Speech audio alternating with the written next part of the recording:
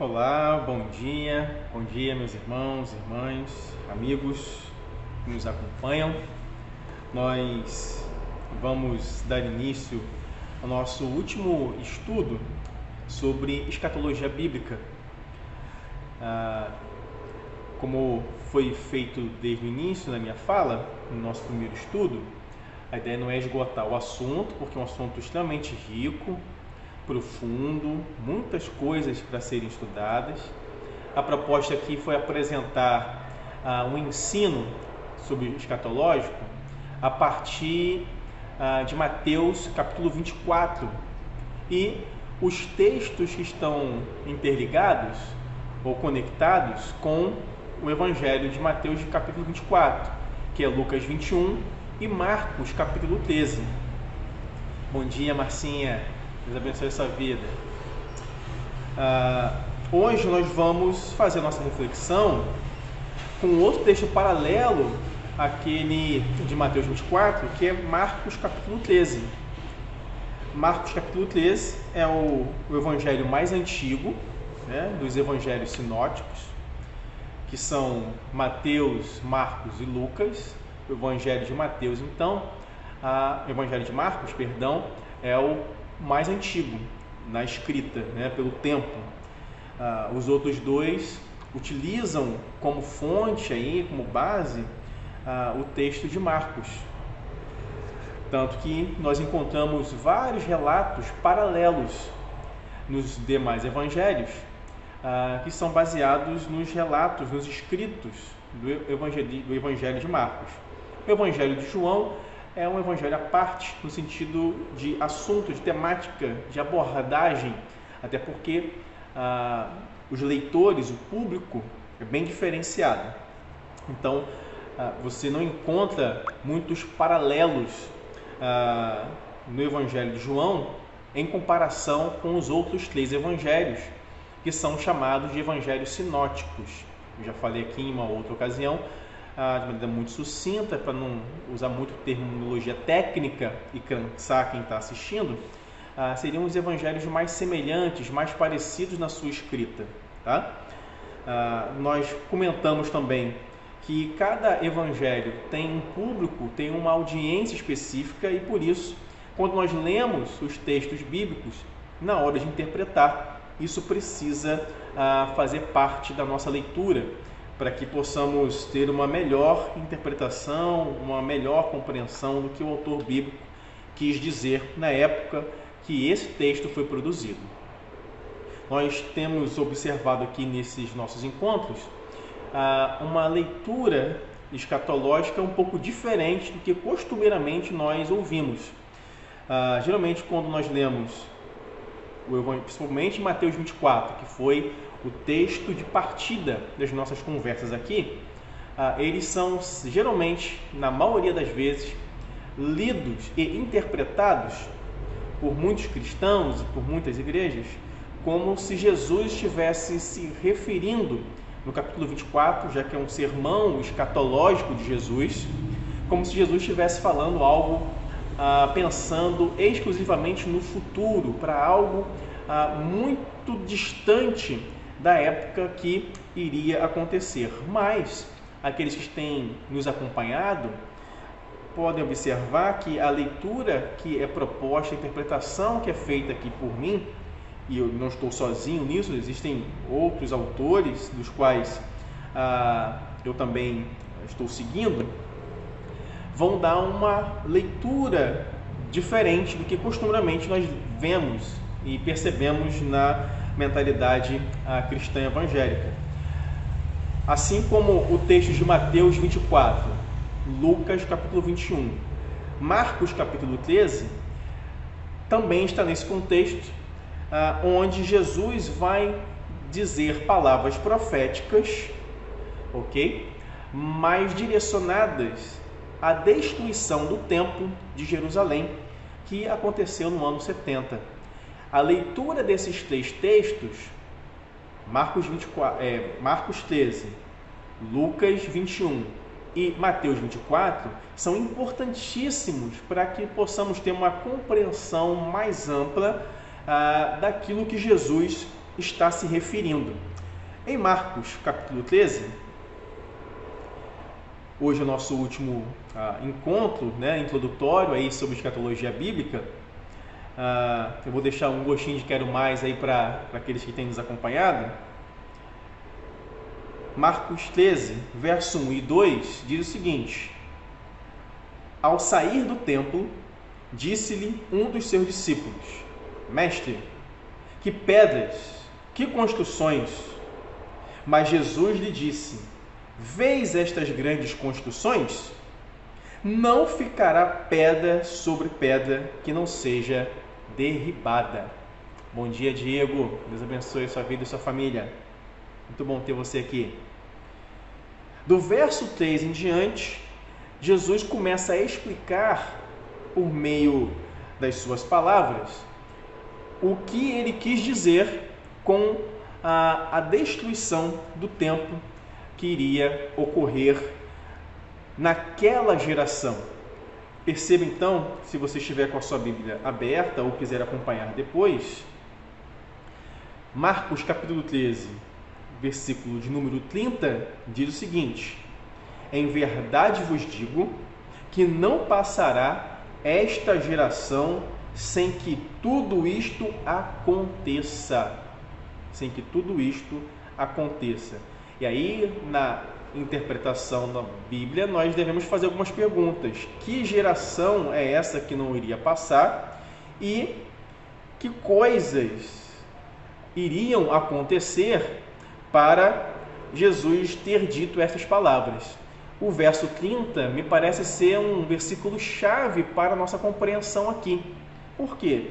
Quando Jesus disse, em verdade vos digo que não passará esta geração sem que tudo isto aconteça, ou seja, tudo aquilo que Jesus havia dito nos versos anteriores do capítulo 13, nós podemos observar então que esta geração muito específica da qual Jesus está se referindo era aquela que iria provar esse período de grande tribulação, que iria anteceder a destruição do templo de Jerusalém no ano 70 por Tiro, o imperador aí romano, como de fato na história isso aconteceu.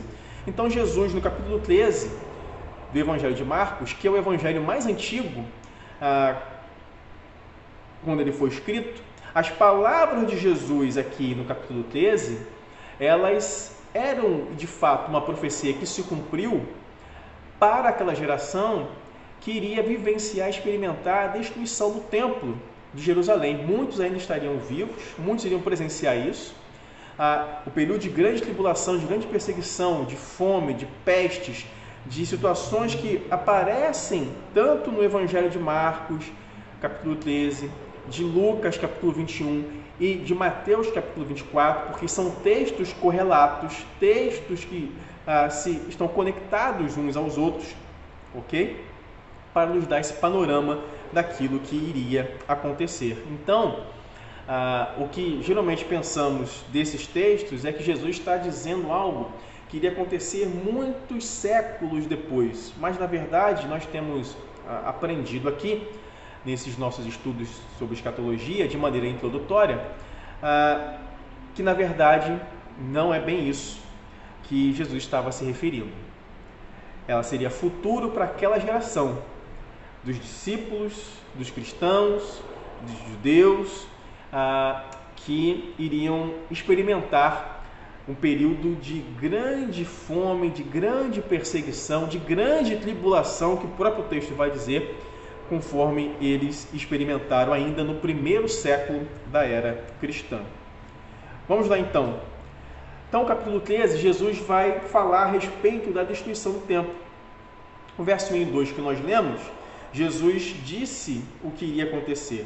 No Monte das Oliveiras, que começa aí do verso 3 e o verso 4, diz o seguinte: No Monte das Oliveiras, defronte do templo, achava-se Jesus assentado, quando Pedro, Tiago, João e André lhe perguntaram em particular: Dize-nos, quando sucederão estas coisas?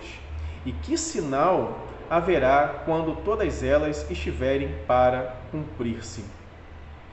E aí, a partir de então, desse questionamento dos seus discípulos, porque Jesus havia dito no verso 2 que o templo de Jerusalém ia ser destruído, os discípulos ficaram um tanto quanto atormentados com essas palavras de Jesus.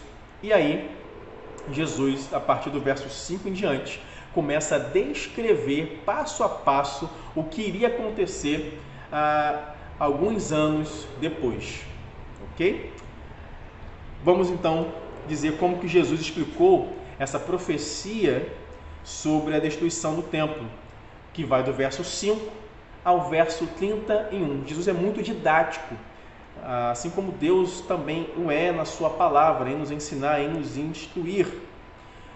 No capítulo 13 de Marcos, do verso 5 ao 31, Jesus vai falar dos sinais que iriam acontecer antes do cumprimento dessa profecia da destruição do templo. Ok?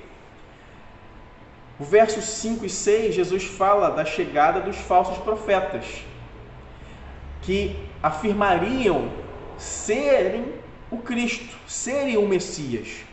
O verso 5 e 6 diz: então Jesus passou a dizer-lhe: vede que ninguém vos engane, muitos virão em meu nome, dizendo, sou eu, e enganarão a muitos. O verso 21 e 22 de Marcos 13 diz o seguinte: então, se alguém vos disser, eis aqui o Cristo, ou ele ali, não acrediteis. Verso 22, pois surgirão falsos cristos e falsos profetas, operando sinais e prodígios, para enganar, se possível, os próprios eleitos.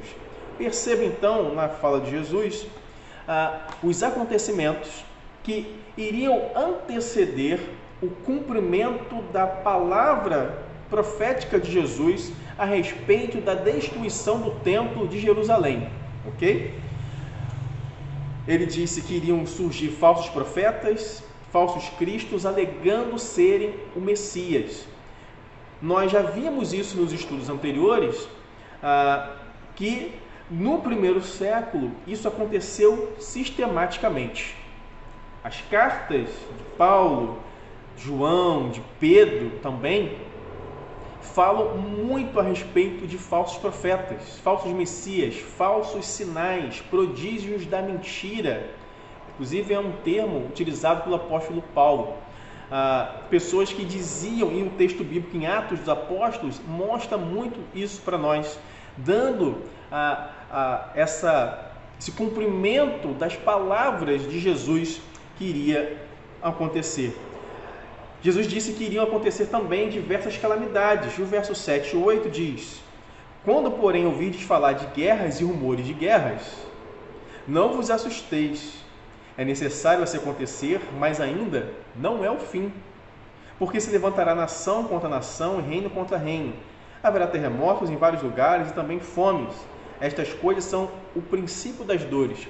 Ou seja, Jesus está instruindo aqui os seus discípulos que esses acontecimentos iriam anteceder a destruição do templo. Jesus não estava falando aqui do fim sobre a sua vinda. Na verdade, o capítulo 13 de Marcos, de Lucas 21 e de Mateus capítulo 24, Jesus está dizendo a respeito de acontecimentos que iriam ocorrer antes da destruição do templo de Jerusalém.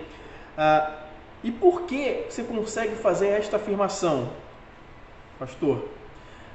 A própria leitura do texto nos fala a respeito disso. O verso 1 e 2 de Marcos, capítulo 13, é o pano de fundo para a gente entender o que está acontecendo. A quem Jesus está se referindo, para quem ele está dizendo essas palavras. Ele disse que aquelas construções do templo, que era um templo belíssimo, muito vistoso, não iria ficar pedra sobre pedra. Aquele templo seria destruído. Todo aquele sistema religioso que existia iria ser destruído. conforme aconteceu quando Jerusalém foi cercada pelo imperador romano e a cidade foi devastada, assim como o templo de Jerusalém foi totalmente destruído. Jesus fala aqui em Marcos capítulo 13 de perseguições. O verso 9 fala: estai vós de sobreaviso, porque vos entregarão aos tribunais e às sinagogas, sereis açoitados e vos farão comparecer à presença de governadores e reis, por minha causa, para lhes servir de testemunho. Quando nós vamos para o livro de Atos dos Apóstolos, eu estou só recapitulando algumas coisas que estão melhor esclarecidas nas aulas anteriores. Então quero fazer aqui um merchan para você assistir às aulas anteriores, tá bom? Bom dia aí, Tiago, Ju. Deus abençoe vocês também. Por quê? Como eu estava dizendo aqui, né? No livro de Atos dos Apóstolos, o que aconteceu com os discípulos? A gente observa que eles foram levados, no capítulo 3 e 4 de Atos, tem Pedro e João na porta do templo, eles curam ali um mendigo que pediu esmolas e devido a essa manifestação do poder de Deus por meio da vida deles, eles foram levados para serem julgados, eles foram encarcerados, Pedro e João. Isso está escrito em Atos dos Apóstolos, capítulo 3 e 4. Eles foram açoitados, conforme diz o texto aqui. Foram levados perante os tribunais judaicos para darem satisfação daquele caso que eles acabaram de efetuar na porta do templo. Então, a profecia de Jesus está se cumprindo, ok? E o texto bíblico mostra isso para a gente claramente. Avançando mais um pouco, Jesus fala que a pregação do Evangelho avançaria a todas as nações. Verso 10. Mas é necessário que primeiro o Evangelho seja pregado a todas as nações. A ideia de nação aqui, mundo habitado. Imagina, nesse contexto aqui, o que se conhecia até então era aquilo que era dominado pelo Império Romano. E, de fato, a mensagem do Evangelho, nesse sentido, ela foi pregada a todo mundo. Quando a dispersão dos cristãos, aqueles primeiros cristãos, em Atos dos Apóstolos, por exemplo, a gente observa isso, esse desenvolvimento. A igreja, os cristãos, estão avançando com a pregação do Evangelho. A primeira pregação de Pedro, 3.000 pessoas se convertem, são batizadas, a igreja está se espalhando ali por Jerusalém, ela vai chegando depois do período de perseguição, de fome em Samaria, isso tem Atos capítulo 8, houve uma grande perseguição à igreja, a igreja se dispersa, sai do campo de Jerusalém e começa a alcançar outros povos, chega aos gentios. Capítulo 10 de Atos, você tem a narrativa no encontro de Pedro com Cornélio na casa dele, um gentio. Ou seja, a mensagem do Evangelho está chegando a todo mundo. A todo mundo. Ou seja, se cumprindo as palavras de Jesus no sermão escatológico dele. Ele falou também que eles reconheceriam a hora da destruição pela chegada do abominável da desolação. No verso 14, essa expressão aparece também em Lucas, capítulo 21, essa expressão do desolador ou da desolação, abominável da desolação. Em Marcos, capítulo 13, verso 14, diz: quando, pois, virdes o abominável da desolação, situado onde não deve estar, quem lê, entenda. Então, os que estiverem na Judéia, fujam para os montes. Eu expliquei na aula anterior De onde que vem essa ideia, esse conceito de abominável da desolação que Jesus está se referindo aqui? Em Lucas, capítulo 21, ele diz de onde? Ele está se referindo aqui, pegando o contexto do profeta Daniel, onde essa expressão aparece, abominável da desolação, sendo que, resumidamente, aquilo que eu falei na aula anterior, o abominável da desolação no livro do profeta Daniel não é o Império Romano. Ele está se referindo a outro império anterior, a um rei chamado Antíoco Epifânio. Antíoco Epifânio, ok? Que foi um período também de invasão a Jerusalém, que foi realizado por esse rei no ano de 167 antes de Cristo, ok? Antes de Cristo. Então, o livro do profeta Daniel, quando menciona nos seus textos a respeito do abominável da desolação, é se referindo a essa invasão que iria acontecer em Jerusalém, como de fato ocorreu na história, por esse Antíoco Epifânio e todo o seu exército, que cercaria a cidade de Jerusalém e queria também trazer muita aflição àqueles que estivessem na cidade. Jesus usa dessa analogia, desse exemplo histórico, para fazer uma aplicação agora se referindo ao Império Romano. Por quê? Jesus agora, com a sua palavra, direcionado ao Império Romano, em Lucas 21, isso fica mais claro ainda, tá? Jerusalém não seria apenas sitiada pelo Império Romano, mas completamente destruída,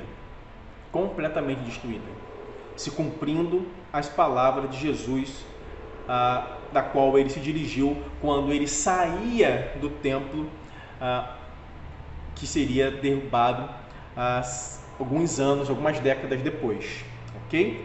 Avançando mais um pouco aqui então.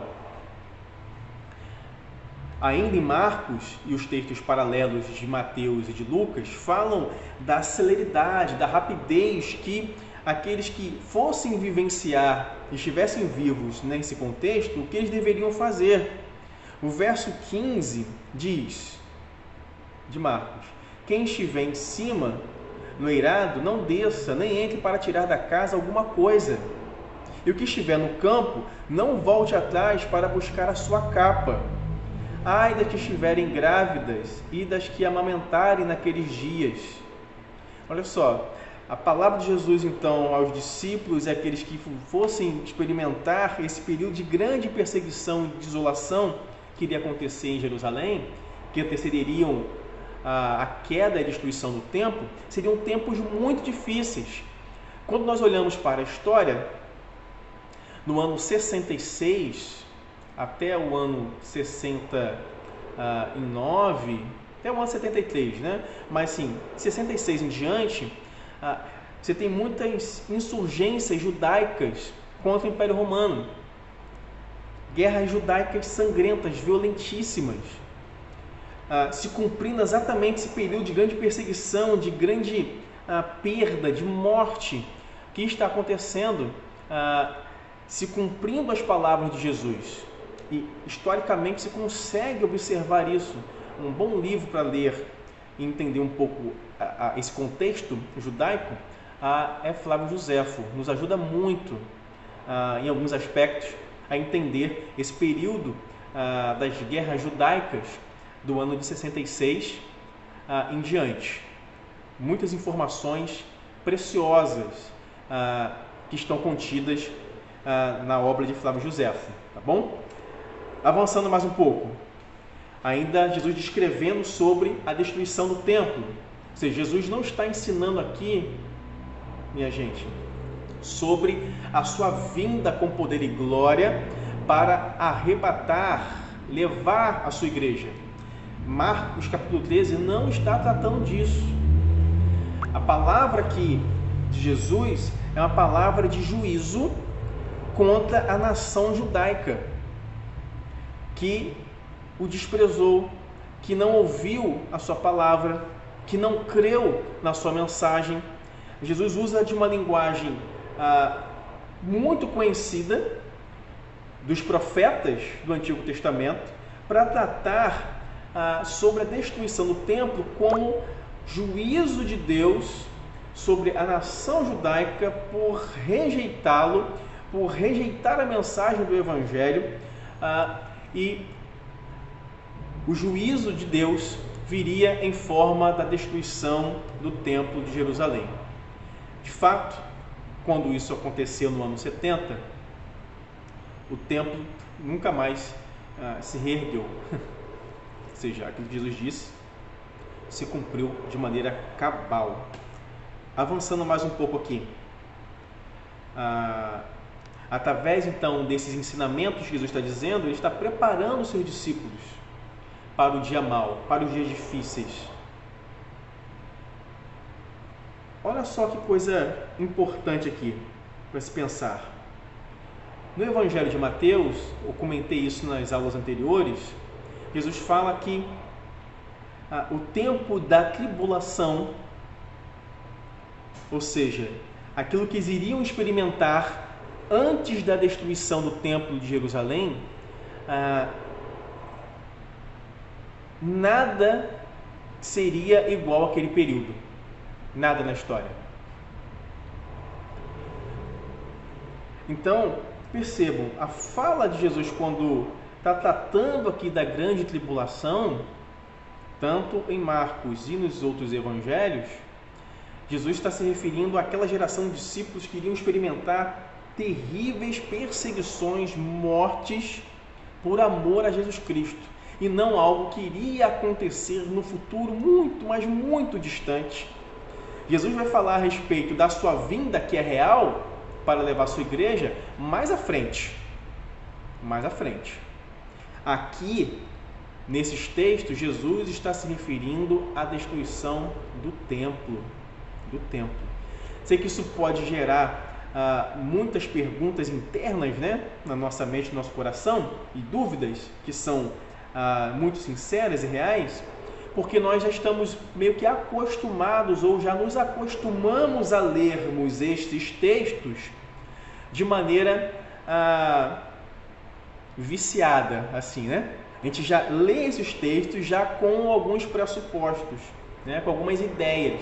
Então a gente já vai para a leitura pensando que Jesus está dizendo algo extremamente para o futuro, enquanto que nos estudos anteriores a gente observa que não é bem isso que Jesus está se referindo. Tá? Vamos avançar mais um pouquinho aqui então. Como foi então que Jesus cumpriu, por meio da sua palavra, essas profecias ditas aqui no Evangelho de Marcos? Ou seja, a cidade de Jerusalém e o templo em particular foi completamente destruído no ano 70. Guerras, fomes, terremotos, tudo aquilo que Jesus disse aqui, de fato aconteceu entre a palavra de Jesus dita aqui quando eles saíram do templo até o seu cumprimento, duraram aproximadamente 40 anos, que é um período, quando nós estudamos as Escrituras, de uma geração. Observe que na Bíblia aparece sempre essa numeração, 40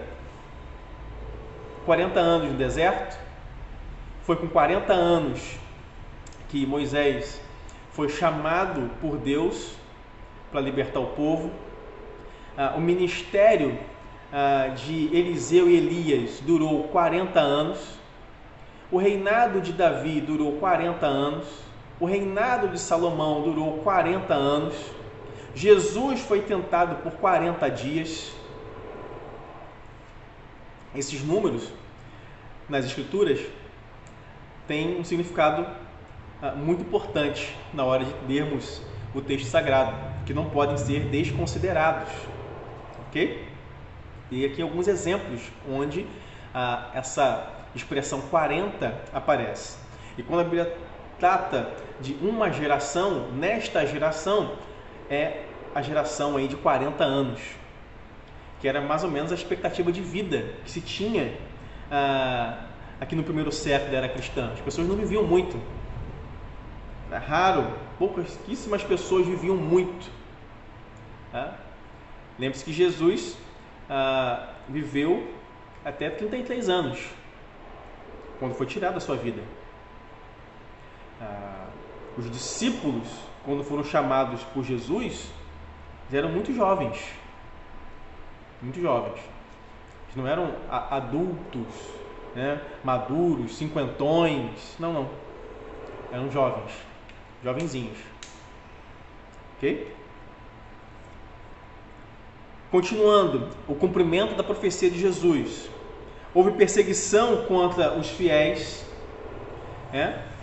Falei aqui, o livro de Atos mostra isso para a gente de maneira muito clara. Lembra do apóstolo Paulo, quando ele foi levado aos tribunais para ser julgado? E ele apresenta sua defesa. O que é isso? É o cumprimento das palavras de Jesus que iriam acontecer.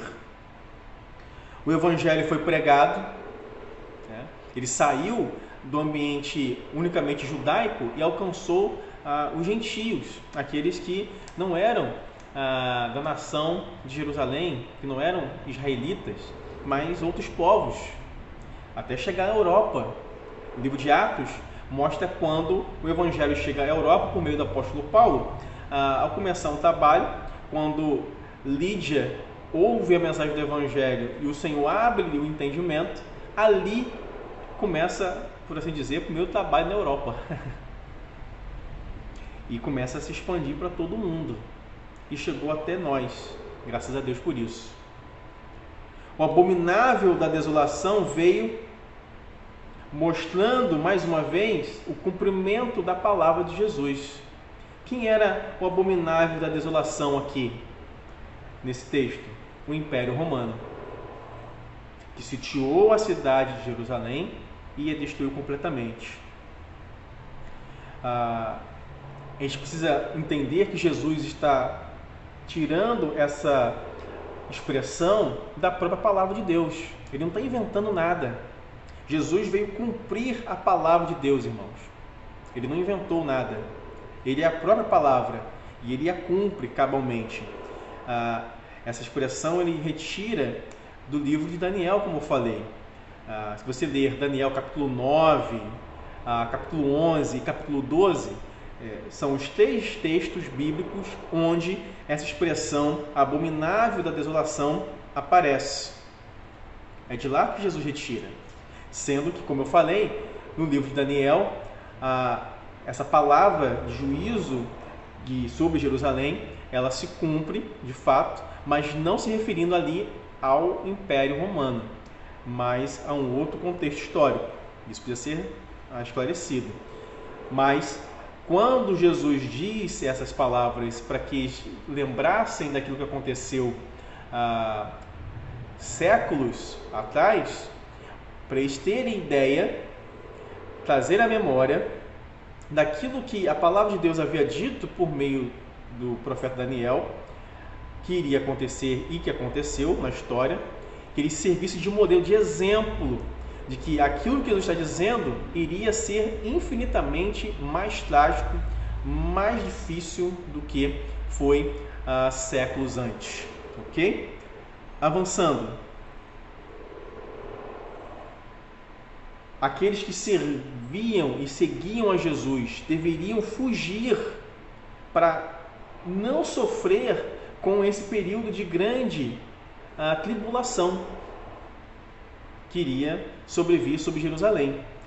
Por isso que ele diz, as que estiverem grávidas, porque imagina, a mulher grávida ou que estão amamentando, a dificuldade para elas fugirem de perseguições seria muito maior.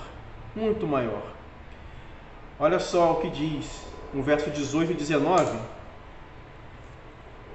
de Marcos, capítulo 13. Orai para que isso não suceda no inverno. Pense só, gente, se Jesus estivesse falando aqui da grande tribulação para algo extremamente futurista, para daqui a 2.000, 3.000, 1.500 anos depois, ele não diria essa palavra aqui, orai para que isso não suceda no inverno. Imagina, que sentido faz Jesus dizer essas palavras para nós hoje aqui no Brasil, né? Ó, a tribulação vai vir, vamos orar para que não aconteça no período do inverno. Quem sabe no verão, mais tranquilo, ou na primavera, que a temperatura é um pouco mais tranquila, porque no inverno é muito frio. Jesus não disse isso aqui pensando na gente. Ele disse isso para aquela geração.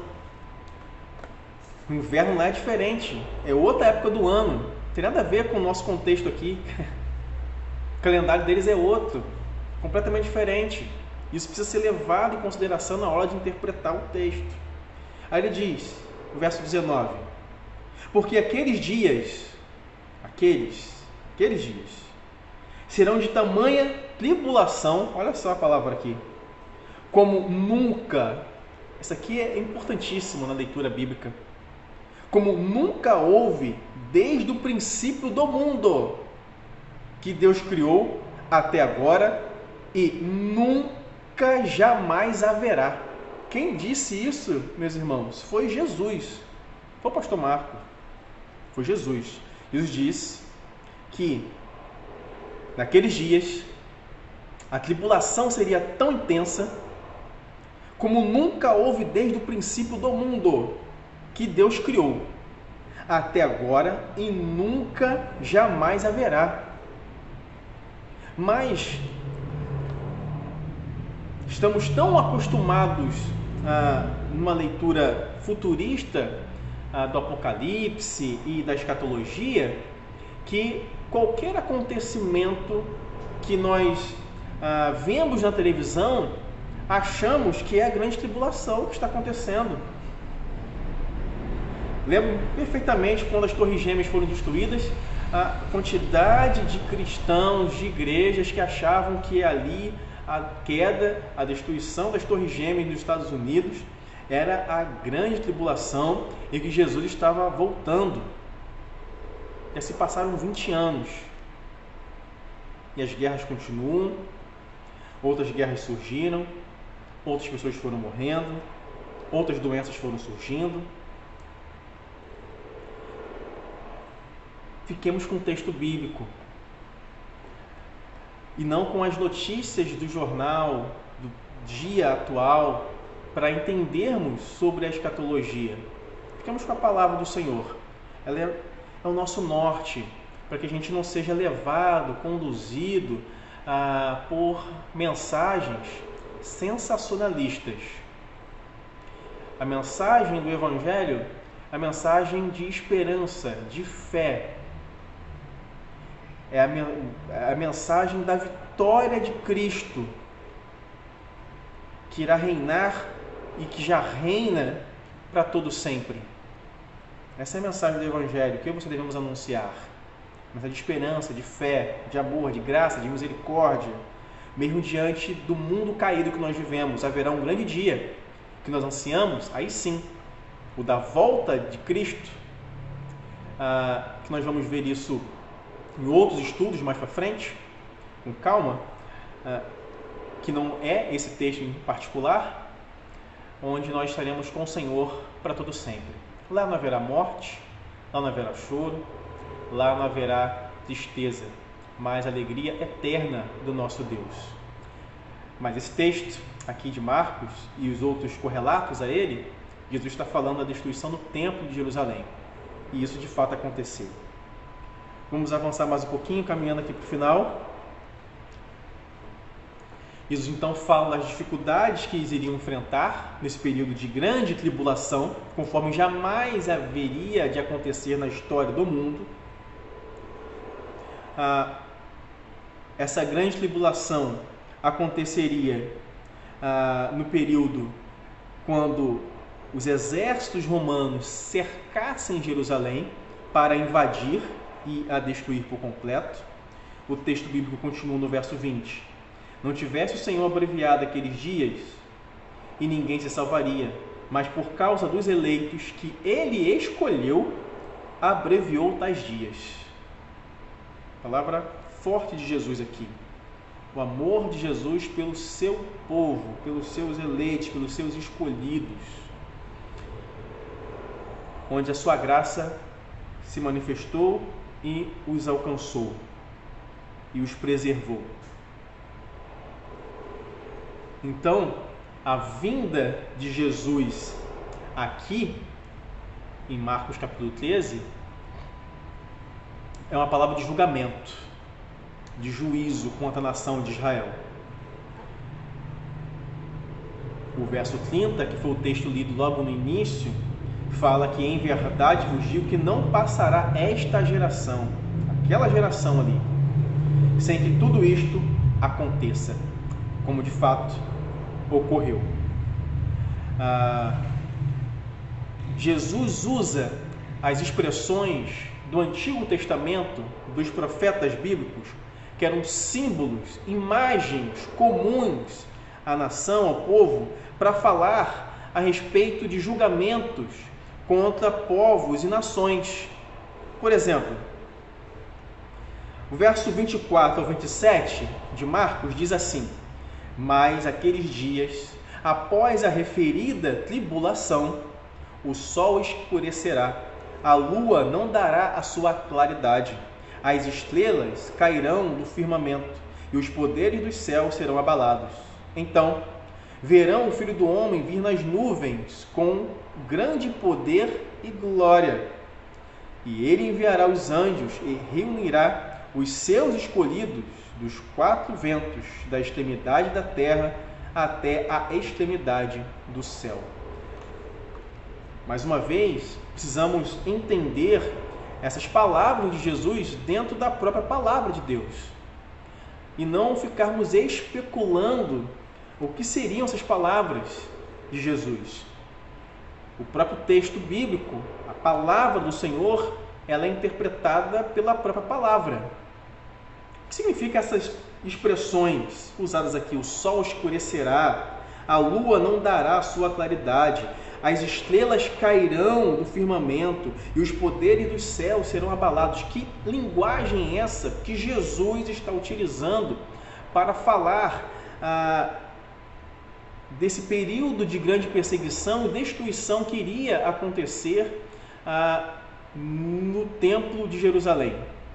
Que expressões são essas? De onde Jesus tirou isso? Da sua cabeça? É que ele inventou essas coisas para popularizar melhor a sua linguagem aos seus discípulos? Evidentemente que não. Olhe só, por exemplo, essa expressão: o sol escurecerá e a lua não dará a sua claridade. Isso aparece aqui nesses textos de Marcos, como também nos evangelhos de Lucas e de Mateus. Olha o que diz Ezequiel, capítulo 32. Profeta Ezequiel,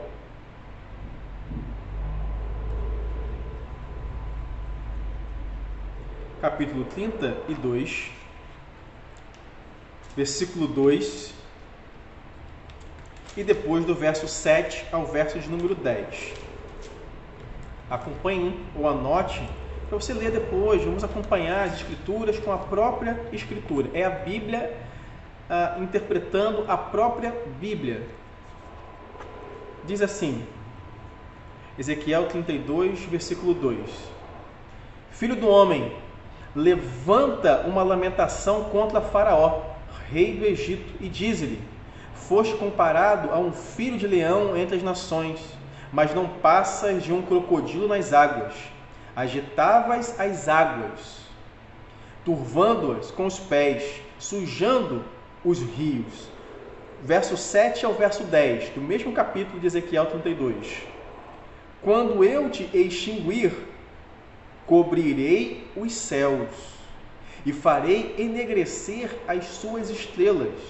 Encobrirei o sol com uma nuvem e a lua não resplandecerá a sua luz.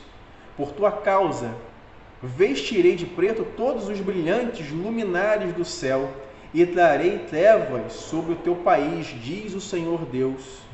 Afligirei o coração de muitos povos, quando se levar as nações, as terras que não conheceste, a notícia da tua destruição.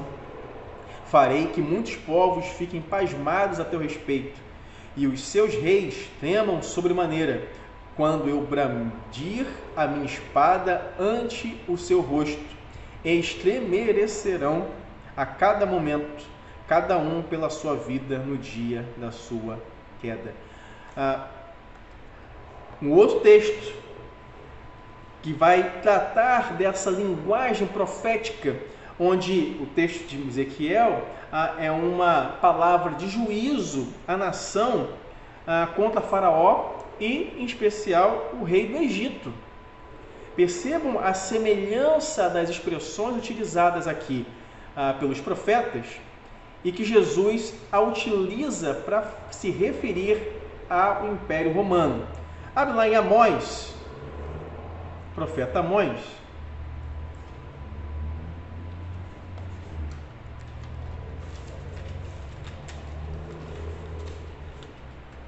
Capítulo de número 8, profeta Amós.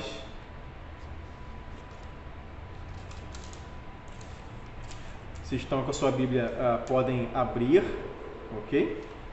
E acompanhar ou anotar. Amós, capítulo 8, versículo 9 e 10. Diz assim: sucederá que, naquele dia, diz o Senhor Deus, farei que o sol se ponha ao meio-dia, e entenebrecerei a terra em dia claro. Verso 10. Converterei as vossas festas em luto, e todos os vossos cânticos em lamentações. Porei pano de saco sobre todos os lombos e calva sobre toda a cabeça, e farei que isso seja como luto por filho único, luto cujo fim será como dia de amarguras. Mais uma vez aqui, profeta, no caso aqui Amós, um outro contexto, utilizando de uma linguagem de juízo de Deus, aqui em particular contra o próprio povo, uma palavra de juízo de Deus, falando expressões muito semelhantes àquelas proferidas por Jesus a respeito da destruição do templo. O verso 25, lá de Marcos, capítulo 13. As estrelas cairão do céu. Abre lá em profeta Isaías. Isaías, capítulo 14. Profeta Isaías, capítulo 14. Versículo de número 4. Depois do verso 12 ao verso 17. Isaías 14, verso 4, depois do verso 12 ao 17. Diz assim: então proferirás este motejo contra o rei da Babilônia e dirás: como cessou o opressor, como acabou a tirania. Versículo 12 ao 17 de Isaías 14. Como caíste do céu, ó estrela da manhã, filho da alva, como foste lançado por terra, tu que debilitavas as nações, tu dizias no teu coração: eu subirei ao céu, acima das estrelas de Deus, exaltarei o meu trono, e no monte da congregação me assentarei nas extremidades do norte. Subirei acima das mais altas nuvens e serei semelhante ao Altíssimo. Contudo, serás precipitado para o reino dos mortos, no mais fundo do abismo. Os que te virem te contemplarão, hão de fitar-te e dizer-te: é este o homem que fazia estremecer a terra e tremer os reinos? Que punha, verso 17, um mundo como um deserto e assolava as suas cidades, que os seus cativos não deixava ir para casa? Todo o contexto aqui do profeta Isaías e o texto aqui lido nas palavras de Jesus, falando dessas expressões proféticas, uma linguagem dos profetas que Jesus está utilizando para aplicá-la sobre o juízo de Deus sobre as nações. E aqui, nas palavras de Jesus, ele iria usar o Império Romano, Deus utilizaria o Império Romano para juízo contra a nação de Israel, contra a nação do seu próprio povo, conforme ele havia feito em vários momentos ao longo da história, quando nós lemos os profetas bíblicos. Quantas palavras de juízo da parte de Deus contra as nações e também contra o próprio povo, por rejeitar a palavra dele, por quebrar a aliança, o pacto com Deus, e Deus enviava o povo cativo às nações inimigas. Não foi assim que aconteceu no exílio babilônico? Deus levanta o profeta Jeremias, que vai profetizando, dizendo várias coisas que iriam acontecer antes do povo ser levado cativo. E o que o povo fez com o profeta Jeremias? O prendeu, bateram no profeta, riram do profeta, ridicularizaram da palavra de Deus trazida pelo profeta, mentiram a respeito da palavra de Deus, enquanto que ele permaneceu firme. E o que aconteceu com o povo? Como juízo de Deus, foram invadidos pelo Império Babilônico e foram levados cativos, como o cumprimento das profecias que Deus havia dado aos profetas. E aqui, pegando um recorte em particular do profeta Jeremias. A palavra usada aqui, lá em Marcos capítulo 13, no verso 26 e 27, o Filho do Homem virá para salvar e julgar. Se você ler Amós, volta lá em Amós capítulo 5,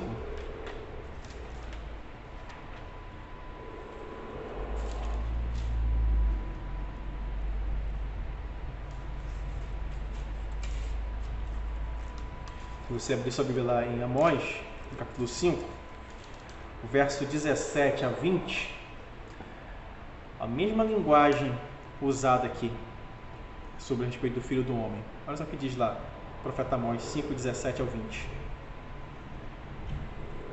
Em todas as vinhas haverá pranto, porque passarei pelo meio de ti, diz o Senhor.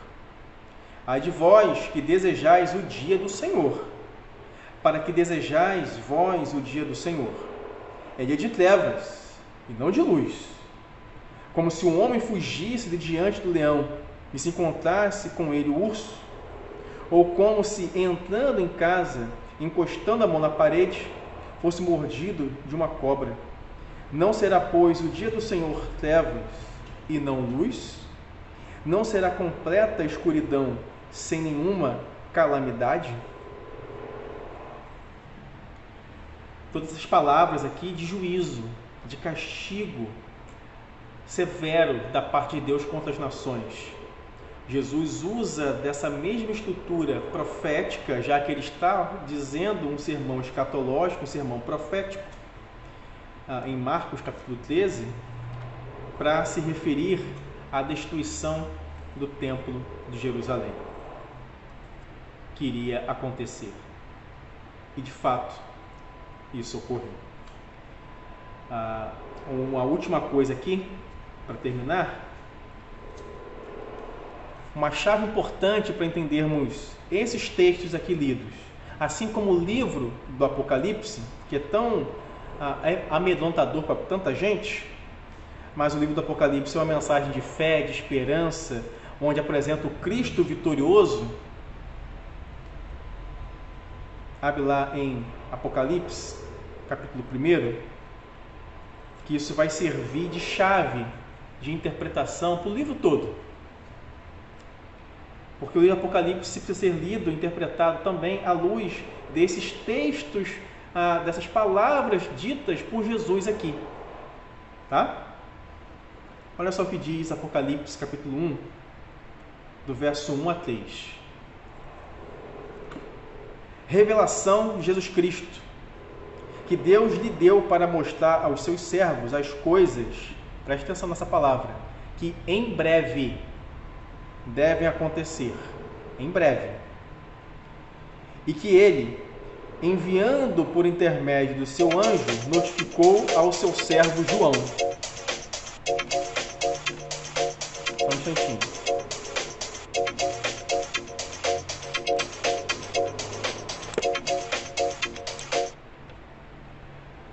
Terminando aqui. Verso 2. O qual atestou a palavra de Deus e o testemunho de Jesus Cristo quanto a tudo o que viu. Verso 3 e último.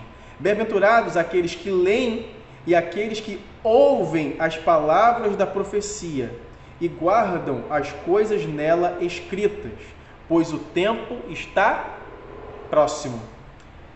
Perceba então aqui a orientação que Jesus deu a João a escrever o livro. Verso 1, coisas que em breve devem acontecer,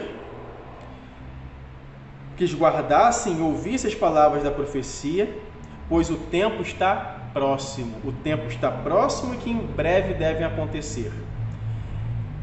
Sem uma leitura clara do que essas expressões significam, vamos ler o livro do Apocalipse também pensando sempre em algo no futuro. A minha leitura do livro de Apocalipse e de outros, né, é que boa parte daquilo que está escrito no livro do Apocalipse já se cumpriu. Já se cumpriu. O que nós ansiamos, e por isso pregamos a mensagem do Evangelho, é os novos céus e a nova terra.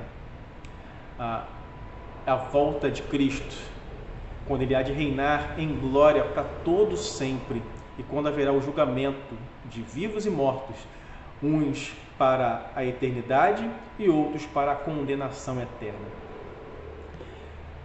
Gente, encerro aqui esse nosso estudo de hoje, o último, nessa introdução sobre escatologia, incentivando e encorajando a você a reler, rever esses vídeos, essas aulas introdutórias, anotar, ler bem esses textos bíblicos com calma.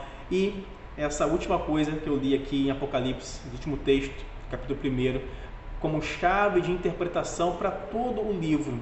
João escreve uma mensagem de fé e esperança àqueles cristãos, apresentando Jesus como o Salvador, como o vencedor, como o Cordeiro de Deus, trazendo a mensagem de fé em meio a grandes tribulações, perseguições que eles sofreriam, coisas que em breve deveriam acontecer para aquela geração. Façam a leitura de Apocalipse agora, pensando nessas chaves de interpretação que foram apresentadas nessas 5 aulas que nós tivemos, tá bom? Quero encorajar você a se inscrever no nosso canal, na Comunidade Batista Redenção, no YouTube, para assistir essas aulas e as demais pregações que estão lá. Vamos orar? Deus abençoe a sua vida, obrigado pela sua paciência até aqui, Deus abençoe a sua vida. Bom dia aí em Solimar também, Deus abençoe a sua família e a sua vida também. Vamos orar? Deus, obrigado pela presença de cada um, obrigado, Deus, pela tua graça sobre nós, abençoa-nos, enche nosso coração de fé, de esperança, para a proclamação das boas novas do Evangelho. Abençoa, Deus, os estudos que tivemos, os demais que iremos apresentar, para que haja crescimento na fé, comunhão com o Senhor, e que a Tua Palavra gere em nossos corações amor ao Senhor, amor à Tua Palavra, edificação do corpo de Cristo, santidade e edificação para a nossa fé. Assim nós oramos, em nome de Jesus. Amém.